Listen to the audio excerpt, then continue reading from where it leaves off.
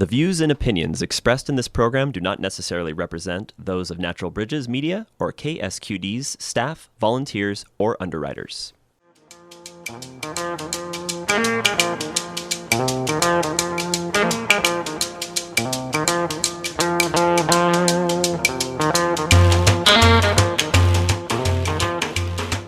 Hello, and welcome to Talk of the Bay.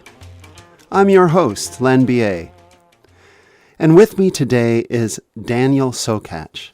Daniel Sokatch has served as the CEO of the New Israel Fund since 2009. The New Israel Fund is a leading organization supporting civil society and protecting democracy in Israel. During the past decade of extraordinary challenges, NIF has risen to new heights as the great defender of justice, democracy, and equality in Israel. Before joining the New Israel Fund, Daniel served as the CEO of the Jewish Community Federation of San Francisco, the Peninsula, Marin, and Sonoma counties. Prior to his tenure at the Federation, he was founding executive director of the Progressive Jewish Alliance, now Bend the Arc. In recognition of his leadership, Daniel has been named multiple times to the Forward newspaper's Forward 50, an annual list of the 50 leading Jewish decision-makers and opinion shapers. He has contributed articles to leading newspapers and magazines including the New York Times, Washington Post, the Forward, and Haaretz, and is the author of the book, Can We Talk About Israel? A Guide for the Curious, Confused, and Conflicted, published by Bloomsbury in 2021. Daniel holds an M.A. from the Fletcher School at Tufts University, a J.D. from Boston College Law School, and a B.A. from Brandeis University. He is married, is fathered to two daughters, and resides in San Francisco. Daniel Sokatch, welcome to Talk of the Bay. Thank you. I'm happy to be with you. Perhaps the most pressing topic on people's minds right now is the recent attack by Hamas militants in Israel and the bombing and siege of the Gaza Strip by the Israeli military. But before we talk about that, I'd like to set some context for our discussion. The New Israel Fund has provided support to literally hundreds of non-governmental organizations inside Israel since its founding in 1979. Could you describe for us the kinds of organizations that NIF supports? Sure. Well, New Israel Fund supports, as you said, NGOs that are working within Israel, and operating to safeguard and watchdog human rights issues over the Green Line in the occupied Palestinian territories. And the kinds of organizations we've supported since our inception have been organizations that represent marginalized and minority voices that work on causes that other folks are not necessarily always so keen to deal with, such as civil rights, LGBTQ rights, women's rights, and human rights. And so we divide the way we think about our work is that we work supporting groups that work on civil and human rights, social and economic justice issues, freedom of and freedom from religion, and organizations that are working to defend and strengthen the institutions and values of liberal democracy in Israel. And that last sort of area is something that, I think the founders of NIF couldn't have dreamed in 1979 they would need to support. But now, after the last 15 or 16 years of increasingly hard right governments there, really culminating in the current government, there has been what some have described as an ongoing democracy recession in Israel, something like what we've seen in Hungary and in Poland, and things that reared their ugly heads but were pushed back, at least for the time being, in Brazil and here in the U.S. So NIF is working on all of these issues to support, through grants and capacity building and coalition building, the sector in Israel, Israeli NGOs that are working on those issues. Yeah, and I noticed that your list of grantees on your website actually categorizes them by those exact same principles you were talking about. So, and it's a really impressive list. I mean, I know there are hundreds of civil organizations all around the world, in the U.S., in Israel, and elsewhere, but it's to really see who they are and what they do is quite impactful. Here in the U.S., we tend to think of governments of other countries representing the opinions and values of their populations. Of course, if we look at our own country, we know that it's not really like that. But it's kind of an assumption we tend to make. And I wonder if you could give us a sense of the extent to which not everybody in Israel supports the policies of its government. Yeah, it's such a good point, Len, because we do make that assumption. And in the case of democracies or flawed democracies like our own, it seems to be a somewhat warranted assumption to make until we look here at home, as you just pointed out. And we have our electoral college, right? We have the Senate, and we have a number of structural impediments to true democratic representation and rule in our country, and we're all very familiar with them. But other countries have similar, or rather analogous, structural challenges to their own democracies, and Israel is no exception in that regard. And so, you have in Israel for the last 5 elections or so, almost an evenly divided electorate, which is, by the way, of course, not the case here at home. Right here at home, we have a fairly clear, if you look at presidential elections, we have a fairly clear Democratic majority that doesn't get to govern as often as it wins the popular vote because of the Electoral College, et cetera. In Right. Israel, the population, the voting population is really balanced on a knife's edge. And over the years, the definition of the distinction between the two camps, if you will, has shifted.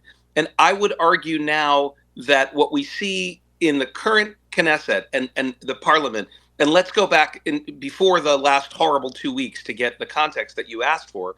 What we have here is a government that no longer has the support of a majority of Israelis.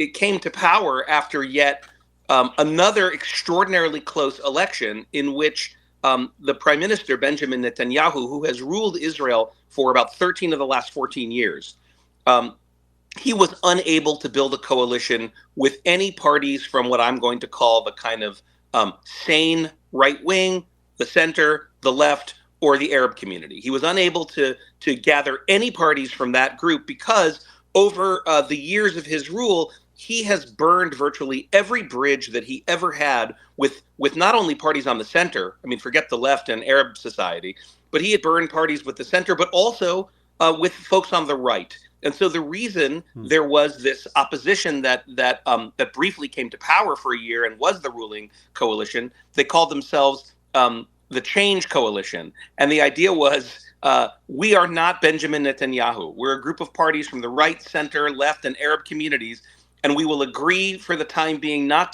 to even deal with the most contentious issues, but rather to deal with the basic issues that most Israelis care about. And we are united in 2 ways. One, in a basic dedication to the premise of liberal democracy, to the respect for institutions, respect for truth, and 2, we have a united animosity towards Benjamin Netanyahu for all kinds of different reasons.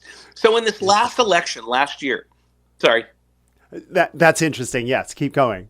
Yes. So in this last election last year, what happened was Netanyahu was forced to appeal to groups that were not part of that consensus that I mentioned a moment ago. First, he appealed to some trustworthy allies of his, for the most part, the ultra-Orthodox parties of Israel. There are 2 parties representing the ultra-Orthodox Jews of Israel, they're called the Haredim in Hebrew. The ultra-Orthodox communities, for the most part, have tended to want control over their sphere. They want control over the sort of, let's call it the issues related to marriage, birth, death. They want control over all Israelis when it comes to those issues. And then they want their community to receive a lot of funding, to be exempted from military service and other kinds of national obligations, and to be able to sort of study holy texts and live in a sort of seclusion from much of the rest of Israeli society. And those groups, those parties traditionally, historically, have often gone with centrist and even left-wing governments. I should say, there's never been a government in the history of the state of Israel that is not a coalition government of a number of parties. In that sense, it's much more closer to the UK than it is to the US, where we have 2 big parliamentary system. So yeah. Right, right. It's a parliamentary system. And the second group that Netanyahu had to turn to last year were groups that had long political parties that had long been considered beyond the pale of acceptable discourse in Israel, and these were racist, Jewish supremacist. I would analogize them to the white supremacist Christian nationalist movements here in our own country, who above everything else champion Israel's settlement enterprise. That is the building of Israeli Jewish settlements over the Green Line in the West Bank, in territory that is meant to be one day reserved for a Palestinian state. And so Netanyahu, having burned his bridges, turned to these parties. They formed a very narrow coalition because two parties in the opposition, one left-wing party and one Arab party, didn't make the threshold. They didn't get the percentage of votes that allow you to have a seat in the parliament. This is precisely what happened to Netanyahu's allies on the far right the last time around. This time, he urged them to come together, these small right-wing parties, into one big party so that they would avoid dropping below the threshold, and he succeeded. And they got into government, and now he rules with people who are self-proclaimed proud racists and homophobes, who have said the most incendiary thing about Israeli Arabs, about Palestinians in the West Bank, about secular people, about leftists, about America. That's who he's in coalition with. And Len, it reminded me when this happened of the old Jewish folk story of the Golem, where in the medieval times a mystic rabbi in Prague builds a sort of a man out of clay to defend the Jewish community from pogroms.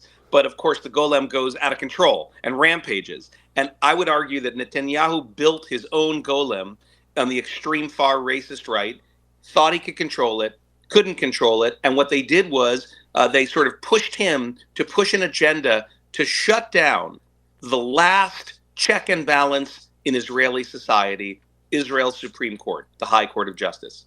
Israel has a unicameral parliament. There's no Senate, no House. There's no House of Lords and House of Commons, just one parliament. And if you win the election and build a government, by de facto, you control the legislature because you've got more than 60 seats, as well as the executive branch. Right. It has no constitution, written or otherwise, and it has no concept like federalism that delegates authority to another political entity.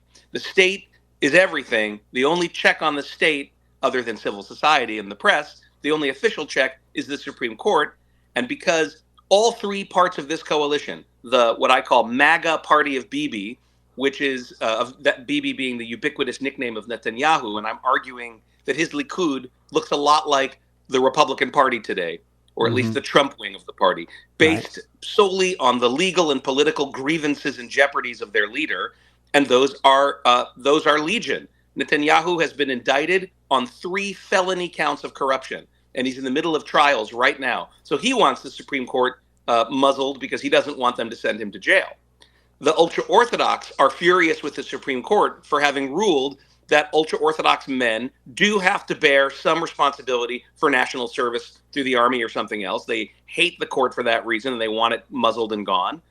And the settler camp, the racist Jewish supremacist camp, sees the court as the only thing that has ever checked their avaricious desire to ultimately annex the entire settlement enterprise in the West Bank to Israel. So they have a united foe, the Supreme Court. They unleashed this attack on the court in January when they came to power. And it looked like Israel would go the way of Hungary or Poland when suddenly the Israeli people rose up and pushed back against this. And until Saturday, 2 weeks ago, that was the headline in Israel, what we called sort of the democracy pushback.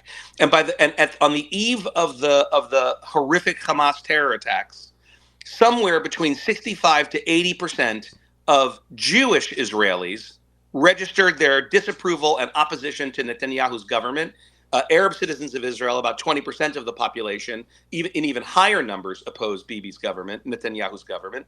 And every poll showed that were an election to be held, Netanyahu would very likely lose. And it was that setting that set the stage, or rather that provided some context for what was going to happen next out of Gaza, because you had an Israel that was really riven with divisions as a majority of Israelis opposed what Netanyahu and his coalition were ramming down the throats of the country, saw it correctly, in my opinion, as an attack on what's left of Israel's democracy, including reservists in the army from elite regiments, Air Force pilots, tech people, business people, and those folks in the military threatened not to serve if these anti-democratic changes were pushed through, saying, "Look, we serve in the army. We give of ourselves to take orders from a democratically elected government. We will not serve and do these things for an undemocratically elected government." And it got so bad that the defense minister, a real hawk, told Netanyahu, "I am no longer in favor of these judicial reforms. You're splitting the army. You're splitting the country." Generals and intelligence people urged him to rethink his approach. He refused to do so. The country was deeply divided. The Netanyahu government had shifted a lot of focus from the border with Gaza to the settlements, to protecting the Israeli Jewish settlers in the West Bank.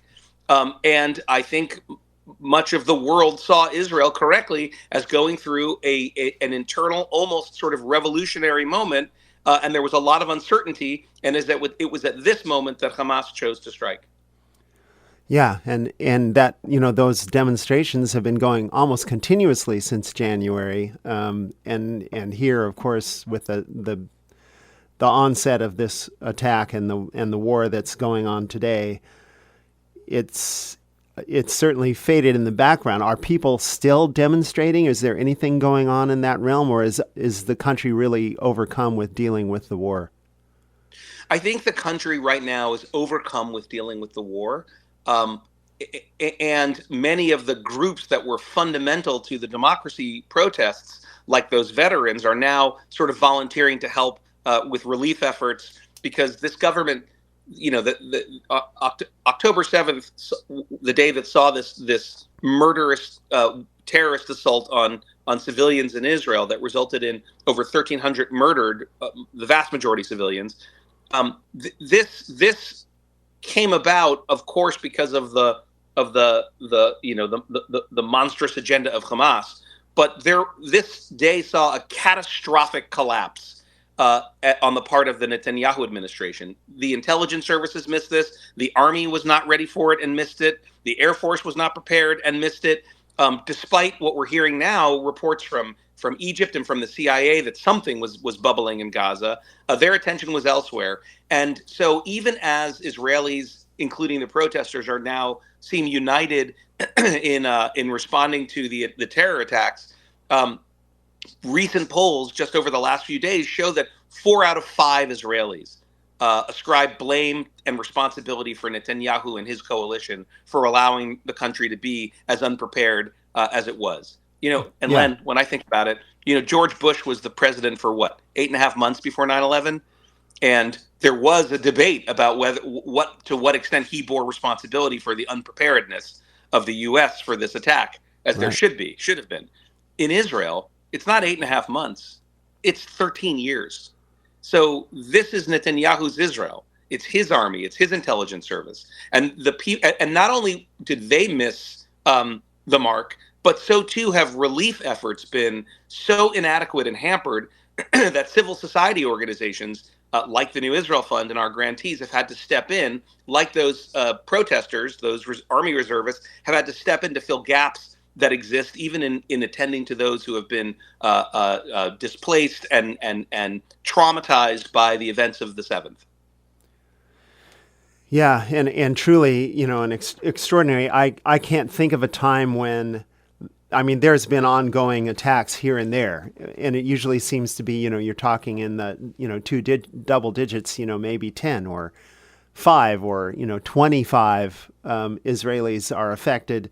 But in this case, according to the figures that I was able to pick up yesterday, at least 1,405 Israelis, which included 370 soldiers and 57 police officers, were killed, and over 5,000 injured. And of course, 210 captives taken. And as of yesterday, the attacks, the bombing of Gaza have killed something over 4,600 Palestinians in retaliation. Over almost 1,800 of those children and almost 1,000 of those women, and incidentally, 11 of them journalists within Gaza, and over 14,000 injured. So the toll from all of this is extraordinarily large. It makes 9/11 look fairly mild by comparison. If you're just tuning in to Talk of the Bay, my guest is Daniel Sokatch. He is the CEO of the New Israel Fund. So, Daniel, I wondered if you could describe for us a few of the grantees, just to give us a more of a picture, a few of the grantees that NIF supports. Yes, of course. And I just want to say, not that you need me to be your public relations manager, but of course, Len, when you say it makes 9/11 seem almost trivial, you're referring to the fact that Israel is a country of just about 9 million people, and with 1,400 dead, it's equivalent. I mean, think about, we're a country of 330 million people, and at 9/11 we lost 3,000 people. So the magnitude, right, as you say, the magnitude of the loss reverberates at a level far beyond even 9/11 did here, because literally everyone knows someone. NIF has grantees that have employees who were killed. One of our favorite sort of beloved figures in the civil rights, human rights, social change movement in Israel is a woman who lived on one of the kibbutzim right near the border of Gaza. Wow. In her 70s, a Canadian Israeli, a shining light who's devoted her life to Israeli-Palestinian coexistence, has been kidnapped to Gaza. So this really has touched everybody. And now you asked for some examples of NIF grantees, and I'll give you a few, and then maybe I'll just say a word about the way the grantees and NIF have been responding to the current moment. Yes, please. So NIF traditionally supports organizations like the Association for Civil Rights in Israel, which is Israel's ACLU. And since our inception, they have been our flagship grantee. So they represent, I mean, again, totally analogous to the ACLU, a sort of a pillar of a liberal democratic society needs to be civil rights watchdog groups that monitor what's happening and then go up against government authority when there has been an overreach or when people's civil rights and human rights have been violated. So the Association for Civil Rights has been working for decades to do all kinds of good things for Israeli society. Now it faces a barrage of bad laws that have been proposed, one by the communications minister, that could result in imprisonment for people who adversely impact national morale, whatever that means. And we see students and workers losing their position in universities or jobs because of things that they've said about Gaza, expressing concern or compassion for people in Gaza, not supporting Hamas, God forbid, but raising the issue of the thousands of innocent Gazans who are being killed and who are in danger and who have been displaced and who have lost their homes and family members as a result of this war and Israel's response to the atrocities committed by Hamas. There's a moment in Israeli society where a lot of people don't want to hear that. People are even overreaching and trying to shut down and chill that debate, and the Association for Civil Rights in Israel will be there to push back. So too will human rights organizations that NIF supports, like Breaking the Silence and Yesh Din and B'Tselem. These are internationally recognized human rights organizations who often stand up and say very difficult things for Israelis to hear. They hold a mirror up to Israeli society and say, this is what is being done in your name. Are you comfortable with this? And that usually focuses on the settlements in the West Bank and the treatment of Palestinians there, but it also focuses traditionally on the question of proportionality when it comes to Gaza and how Israel responds. As you can imagine, these organizations are not popular right now, but that's what they are called to do in Israel, because they, like New Israel Fund, are ultimately organizations that subscribe to the notion that the rights enumerated in the Universal Declaration of Human Rights, that the that the protections offered by the Fourth Geneva Convention and the laws that are meant, international law that is meant to prevent war crimes and humanitarian disasters, we are true believers in that, and so we will hold up the mirror, no matter who is committing those human rights violations, whether or not it's the Israeli government or, in this case, Hamas, that has committed those horrific atrocities, or both cases. Other organizations that NIF supports work on building connection and strengthening connection between Arabs and Jews in Israel. That is, between Palestinian and Jewish citizens of Israel, as many Arab Israelis prefer to call themselves Palestinian citizens of Israel. In May 21, just a couple of years ago, another clash in Gaza resulted in violence breaking out in the mixed cities, towns, and neighborhoods of Israel itself, in places like the city of Lod near the airport, in Ramla, in Haifa and Akko, and in Jerusalem, where Arabs and Jews live next to each other. There was intercommunal violence for the first time, really, since 1948 and Israel's establishment and the displacement of Palestinians. And New Israel Fund and our grantees stepped into this moment in May 21 to try to create joint Arab-Jewish projects aimed at reducing tensions, rebuilding what had been broken, and ensuring that that kind of violence wouldn't happen again. And after the outbreak, after the terrorist attacks and the Israeli response this month, we have worked hard to strengthen those efforts so that in those mixed cities, we don't see a recurrence of that horrific, nightmarish violence between Israeli citizens. And thank God, over the last 2 weeks, we've not seen that. Another area That's where great. And these are, just to clarify, these are communities where the neighborhoods are mixed, right? There are both Arabs, both Palestinians and Israelis within the same areas, right? Well, yeah, just to be clear, they're all Israelis. They're both Yes. they're both Palestinian and Jewish Israelis. So Yeah. so yes, correct. In these cities, these are all citizens of Israel. In a place like Lod, which is the city near the airport that I mentioned, called Lid in Arabic, they live in the same building, Jews and Arabs, right? It's kind of what many of us would want to see in Israel, a truly shared society. But at moments like this, we all tend to revert to tribes. God knows we remember that from 9/11 and from the previous administration in this country, right? When leadership tries to divide people into tribes, and when catastrophe and war divides them into tribes, there is the potential for danger and for violence. And so in those places, we're working hard to reduce those tensions. And another thing that happens at moments like this is you see a terrible spike in online incitement and agitation. In Israel, that often takes the form of ultra right-wing Israelis calling on people to harass Arabs, to attack Arabs, undermining the legitimacy of the right of Arab citizens of Israel, who, of course, are provided total equality in Israel's Declaration of Independence and under the law, their right to even live where they live. And so one of our grantees works on identifying, spotlighting, and deplatforming incitement and calls to violence on social media. They do this all the time. We're tripling our support to them now so that they can respond in real time to the really awful situation that exists.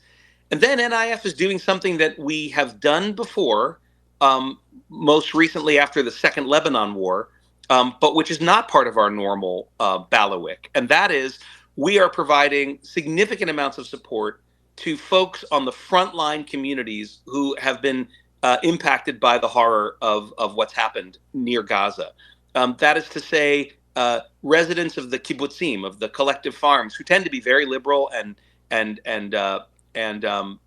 tend to be places where people who support the kinds of things NIF stands for live, and in the unrecognized Bedouin villages near Gaza. Now, as I mentioned, 20% or so of Israelis are Arabs.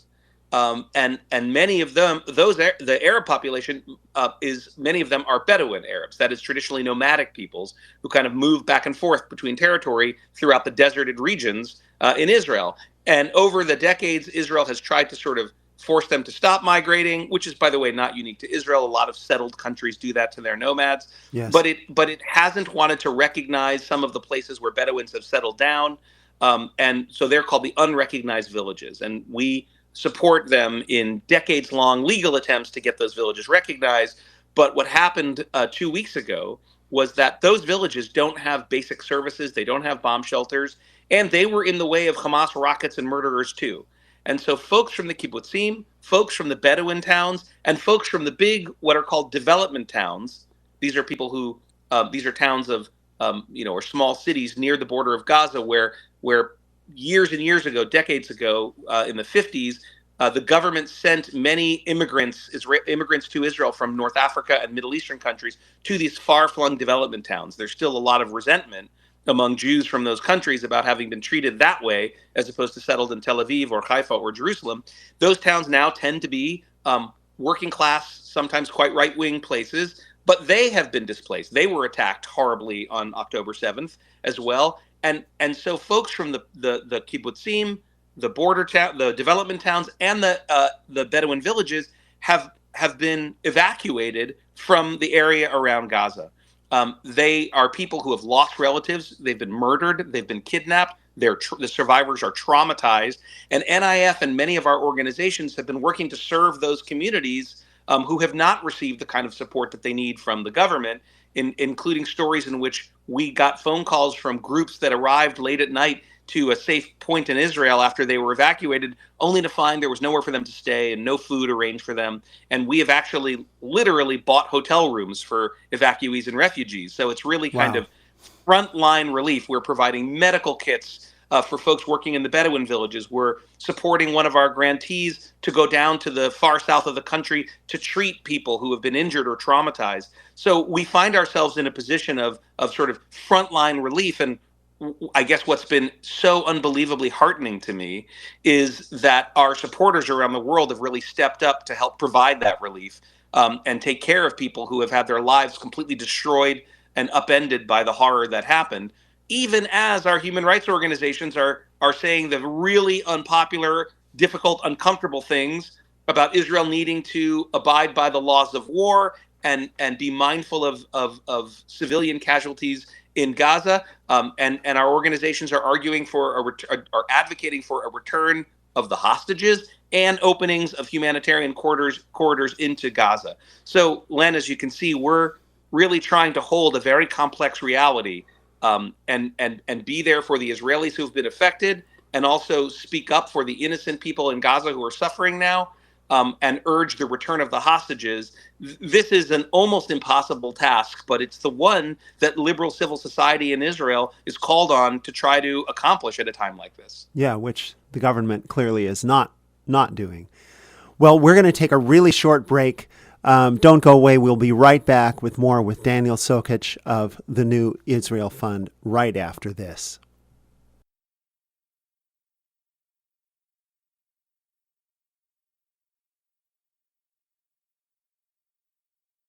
Welcome back to Talk of the Bay. If you're just joining us, my guest is Daniel Sokatch. He is the CEO of the New Israel Fund.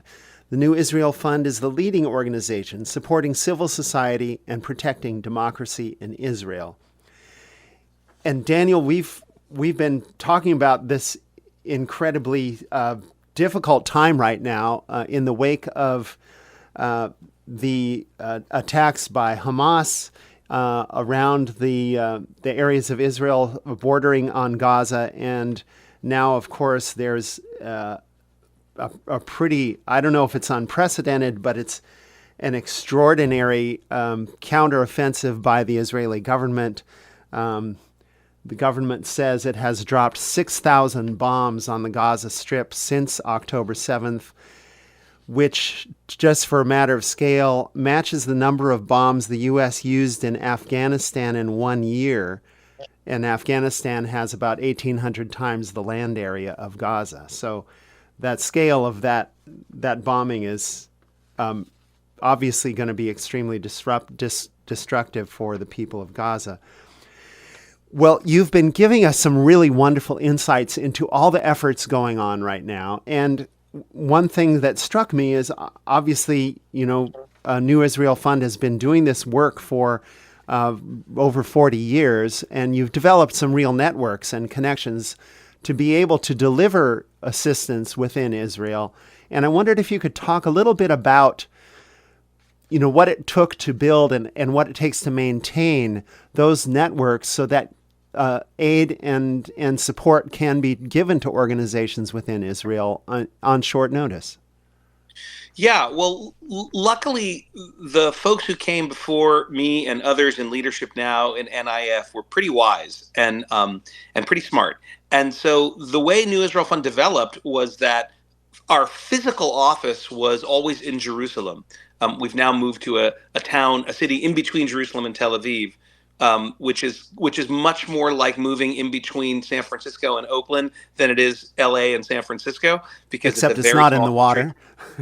well, you could be on Treasure Island. Oh, there you go. But yes, that's right. It's the Treasure Island of Israel. So it's a sort of suburban community that is equidistant, and there's fast trains and abundant parking from both of the cities. But in any event, the founders of NIF built an organization that had boots on the ground, brick and mortar presence, not only in the center of Israel, as we've just described, but we have an office in Haifa, which is the third largest city. It's in the north of the country, fairly close to the Lebanese border. It is one of the best examples, often tense, but usually really working very well, of what a mixed Jewish Arab big city could look like. And so we have an office there, and that office works with NGOs and organizations in the north of the country. Again, it's a very small country. It's about the size of New Jersey. So in the north, we've got an office of the New Israel Fund's operating arm, which is called Shatil, which means seedling in Hebrew, which is the largest nonprofit capacity builder in Israel. And so the office there works with NGOs and nonprofit organizations in the north, but it also serves as sort of our ability to listen and hear and think and work with the organizations that are working to pursue our values of equality, democracy, peace, and justice in the north of Israel. And some of the groups that we work closest with are Arab Israeli organizations or that represent Palestinian citizens of Israel. And they're working on a host of issues, everything from civil rights to land rights to women's empowerment to fighting the horrific crime wave that has rocked Arab Israeli communities the last year or so. And we also have an office similarly in the south, in Beersheba. And interestingly, the directors of both of those two offices happen to be Palestinian citizens of Israel, and of course, dear friends and colleagues of mine. In the south, our director himself is a Bedouin. His staff is Jewish and Arab. He has family all over the south of Israel, and from his clan from earlier days in Gaza, because people wandered or rather migrated throughout the entire region before these borders were imposed there. So I mean, and imagine the stress and tension of our teams in the south right now, operating under literal rocket fire and trying to help these evacuees and refugees with terrorist gunmen at one point running amok in the area, trying to push forward and support our vision of a shared society and of democracy and equality. And so it's been incredibly stressful for our team down in the south. But what they do is similar to the north, is that they have built networks over decades with civil society groups in the south. And I actually remember one of the most moving early experiences I had when I became CEO almost 14 years ago. I went and I visited our office in Beersheba, and I sat in on a training session that we were doing about grant writing. That is, we had experts who were teaching folks how to write grant applications. And so representatives from about a dozen of the organizations we support had showed up for this seminar. And there were Bedouin organizations, and there were organizations representing Russian immigrants and Ethiopian immigrants to Israel, environmental groups from the South. And I was so moved because, here are these groups that have been often sort of told by themselves, by the state, that there's a zero-sum game and you have to compete and fight for resource, who were coming together and not only learning how to write grants, but realizing, oh, wait a minute, we have similar agendas. We all, for example, want more green space in Beersheba, the fourth biggest city in Israel, in the south. Hey, that Russian immigrant group could work with the Bedouin Women's Economic Empowerment Organization, which could work with the Ethiopian Jewish Youth at Risk group for common goals. And so that's the essence of how, in better times, NIF and our action arm Shatil work in these parts of the country that are referred to in Israel, you're going to love this, as the periphery. So you've got the Mirkaz, the center, that is to say Jerusalem, Tel Aviv, maybe up to Haifa, and then you've got the periphery, the far north, the far south, places that are far under-resourced as compared to the center, and that receive far less support and attention from the government. In fact, the day after the attacks, I called a dear friend of mine, an NIF board member, herself a Bedouin woman and a leading doctor at Soroka Hospital, the biggest hospital in the South, who had been treating all day long with her team of doctors, nurses, surgeons, ambulance drivers, paramedics, who, as she described them, Jewish, Arab, Bedouin. We all were working together to save the lives of people from the kibbutzim, soldiers who had fallen, kids from the rave, from the dance party where Hamas murdered over 260 teenagers and 20-something-year-olds, and Bedouin from the unrecognized villages. And she said, this was the moment that she realized, she said, I know what side I'm on. I'm on the side of people working to stop this violence and save lives. And I'm against the people who are perpetuating it or pursuing violence as an answer. And she said, I'm so disgusted and furious at the monstrous terrorists of Hamas, but I'm disgusted and disappointed and furious at my own government that abandoned us, she said. They left us alone down here at the hands of the terrorists. And I think that, her coming from a woman who literally spent 4 days in her scrubs, covered in blood, saving lives, for her to say, I was abandoned by my own government. We were abandoned here in the South. And then to see the way in which civil society in the South has come together in response to this, on the one hand, it's a terrible thing that the government's response was inadequate in the South, both in terms of protecting Israelis and then responding to their immediate needs. But it's heartening to see that this shared effort of Jewish and Arab citizens of Israel to respond to this trauma and this terror, that's the thing that gave her comfort. And that is the result of those decades of networks and organizations that NIF has worked to bring together since 1979. Yeah, that's marvelous. And it is amazing when people are faced with hardship, how much they're able to pull together, given that opportunity and space to do it, to really help each other out and take on the challenges that confront them. So that's, it's so encouraging to hear that, because what we're getting in the way of headlines about the war at this point is extremely limited, to, video splashes and sound bites. The New Israel Fund's been supporting organizations working for peace and equality in Israel for a long time, and yet we now see, this, what is probably the most right-wing government that the nation's ever known. And you gave a really good background to how this came about and how precarious their hold on power really is. But it also raises a question, like, why it seems that there's been a sort of a steady rightward movement of the government, at least in my very sketchy understanding of things. Why is it so hard to advance a more inclusive and just Israeli political movement? So, unfortunately, my answer isn't a soundbite. And fortunately, you provide the space to give an answer that isn't a soundbite. But, there are a number of factors that I think have moved the Israeli political spectrum further and further right. And let's keep in mind that, as I said earlier, the electorate in Israel really is divided almost on a knife's edge. And let's not kid ourselves into thinking that that one of those sides is the pro-peace side and one of them is the pro settlement side, as it were, the pro keep Israel's borders bigger and incorporate more and more territory into Israel. It's much more complicated than that. And the roots of that complication, I think, are severalfold. One is that, the assassination of Yitzhak Rabin in November 1995 might be the rare example of the political assassination that actually achieves its bigger goals, right? The killing of Martin Luther King doesn't end the civil rights movement in America, right? The murder of Anwar Sadat doesn't end Israel's and Egypt's peace, which has been in place for decades now. The murder of Gandhi didn't stop the march towards, independence for India. So, but the murder of Rabin may have been the thing that ended the serious efforts to achieve peace. Now, there were serious efforts that ended in 2000. They were sporadic, they were complicated. But what happened after that assassination, and I would add, the early suicide bombings and terror attacks of groups like Hamas against Israel, on the one hand, plus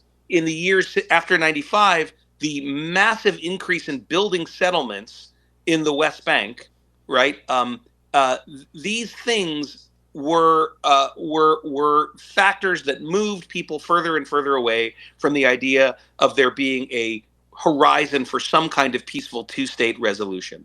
And, this came with years of Israeli leaders saying there's no one to talk to on the other side, despite the fact that there was the Palestinian Authority governing in parts of the West Bank. And as Netanyahu himself has been revealed to have said in recent years, the Israeli government sort of de facto supported Hamas at times because, as Netanyahu said, if you don't want a Palestinian state coming up in the West Bank under the Palestinian Authority, the more moderate PA, although they are corrupt and hardly democratic themselves, the Palestinian Authority, then you've got to allow for Hamas to receive some support too. You balance the two. Now, leaving aside the moral question that raises about supporting a group that to be an Islamic fundamentalist, misogynistic, homophobic terror operation, right? It also it undermines the official position of the state of Israel, which was to be in favor of a two-state solution.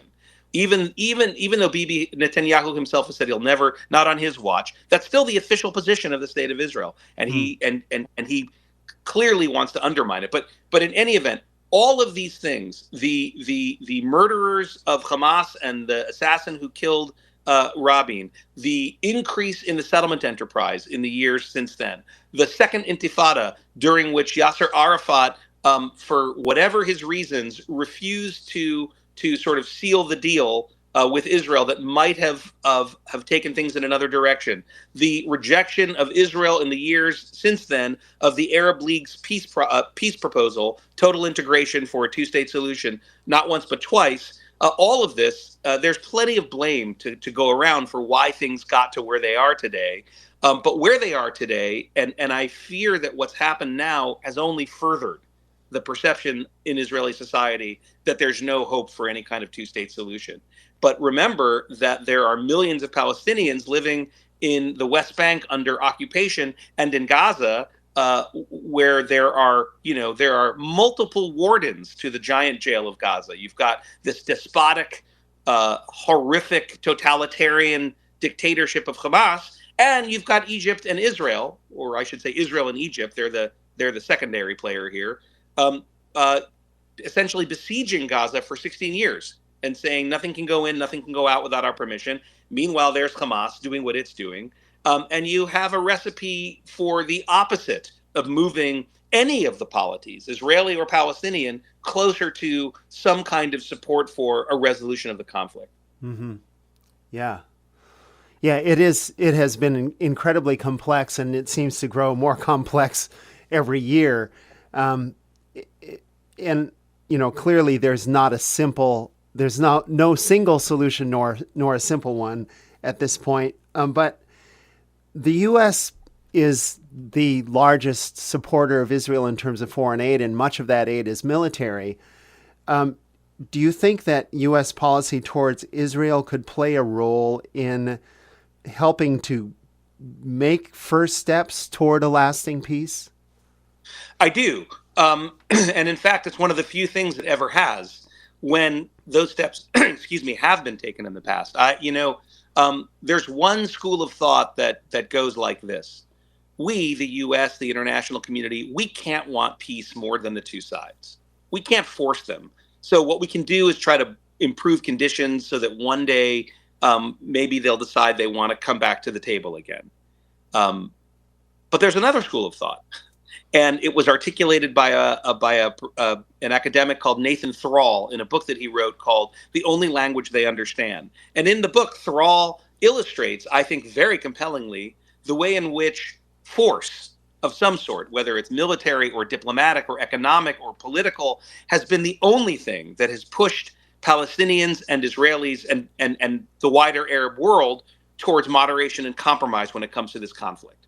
And so he illustrates the way it was Eisenhower saying to the Israelis, the French, and the British after their invasion of Sinai in 1956, "Get out, or there'll be trouble." And they obeyed the United States. He shows the way it was Jimmy Carter who twisted Menachem Begin's arm until he finally had to accept the return of the Sinai Peninsula to Egypt for a full, and I will add, lasting peace with Egypt. It was only the pressure, the military pressure of Jordanian government throwing the PLO out of Jordan in the 70s on what was called Black September into Beirut, and then only the pressure of the Israelis invading Lebanon that pushed the Palestinians into Tunis. And then there, it was the pressure that the PLO leadership far away in Tunis felt from the Palestinian street in the first intifada in the mid 80s, a largely nonviolent intifada, where they said, look, we know the Israelis aren't going anywhere. We just want to make peace with them. We want our own state. And realizing they were losing control of the Palestinian national movement, that's what pushed Arafat to decide, maybe we should recognize the state of Israel. So Thrall points out again and again, it's only been U.S. pressure and international pressure that has convinced the parties that it's time to compromise and come to the table. And I think at some point in the future, the only way this can move towards better resolution is by an acknowledgement of that reality and a commitment by the U.S. and the international community to push Israel and the Arab world and the Palestinians towards the kind of hard compromises that can finally create the circumstances in which a solution to this conflict, a diplomatic solution to this conflict, can end it, as it did end the war between Egypt and Israel and Jordan and Israel. And this seems impossible today. It seemed extraordinarily unlikely 2.5 weeks ago. Today it seems impossible, but there's a saying that the Israeli army has called, it's in Hebrew, it means no choice, ein brera. We have no choice but to defend and make our stand here. And I would argue that there is a similar no choice at play here. What other possible political horizon does anybody see that avoids the horrific bloodshed that we have seen over the last 2 weeks, the slaughter of thousands and thousands of innocents in this war? There has to be a redoubled effort for some kind of political situation or solution. And that won't happen, I don't think, without the kind of loving pressure from the U.S. and the West on not only Israel, but on the Arab world and on the Palestinians as well. And, as unlikely as that seems at this point, I think that has to be a horizon that we all work towards. Yeah, I'm hopeful.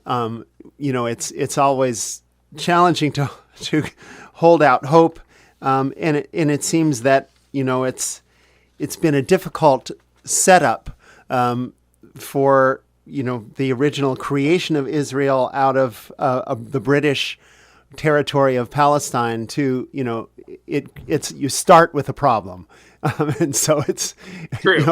It's very with 700,000 Palestinians were displaced by the 1948 war, and that's a lot of those people are still in refugee camps, or their descendants, I should say, are still in refugee camps. So, well, we have just a couple of minutes left, and I want to first of all make sure if you can let our listeners who are interested in finding out more or supporting your work, how they can connect with the New Israel Fund, and any other statement you'd like to close with.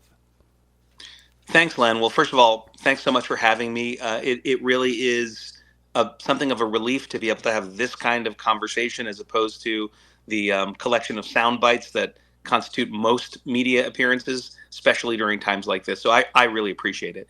For those who are compelled to sort of join the sometimes seemingly quixotic, but I don't believe ultimately quixotic effort to support those Israelis and Palestinians, those Arabs and Jews working for peace and equality in the region, for truly shared equal democracy within Israel, and for another way forward. The New Israel Fund is a place where you will be able to join a community of like-minded folks from Israel and around the world. And I urge you to look at our website, nif.org, and sign up for emails where we try to keep you briefed on what's happening. And if I might be able to just make a shameless plug, but one that I only make because I think it's perhaps useful. A few years ago, I wrote a book that was published by Bloomsbury, and it's called Can We Talk About Israel? A Guide for the Curious, the Confused, and the Conflicted. And I really wrote it to provide thoughtful, compassionate people with a tool to try to navigate moments just like this one. So if you'd like a digestible, accessible, and compassionate attempt to try to unpack what's going on and some of the more controversial issues surrounding what's going on, I wrote this book for you. And you can get it in your favorite bookstores, or you can get it online. Great. Thank you. And I just want to repeat that website, nif.org. Daniel Sokatch, it's been such a pleasure to have you on the program. It's been very enlightening for me as well, and I'm really it has enriched my perspective on the situation in Israel and Palestine to see the work that NIF is doing and get an understanding of that. Thank you again, and here's to peace for the people of Israel and the occupied territories. Amen. Thank you, Len. Thank you.